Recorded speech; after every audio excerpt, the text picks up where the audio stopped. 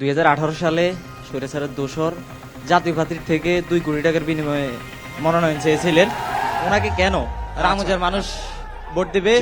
আপনারা বসেন, একটা মানুষের কথা শুনতে হবে ভাই। পুরা জিনিসটাই টোটালি ভিত্তিহীন এবং মিথ্যাচার। জাতীয় পার্টির কোনো প্রাথমিক সদস্য হয়েছি, তাহলে রামগঞ্জ থেকে আমি নির্বাচন করব না। 1971 সালে আমরা যেমন স্বাধীনতার পক্ষে ছিলাম, তেমনি অনেকে স্বাধীনতার বিপক্ষ ছিলেন। 71-এর একক ঠিকাদার দাবিদার তারা কিন্তু এদেশ থেকে পলাতক হয়েছে। ভাগ বাটোয়ারার সাথে কারা জড়িত? এখন তো সরকারি নাই, ভাগ বাটোয়ারার তো কোনো প্রশ্নই হয় না।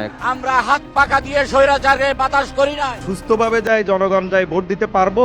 কোনো অপশক্তি নাই রাতে ভোট করার। মাদক অতীতের যে কোনো সময়ের তুলনায় এখন বেশি। মাদকের বিরুদ্ধে, সন্ত্রাসের বিরুদ্ধে আমার একেবারে জিরো টলারেন্স। আমি তো বিএনপিকে বলি নাই, বিএনপি ম্যাডাম ভুয়া বলছেন কেন?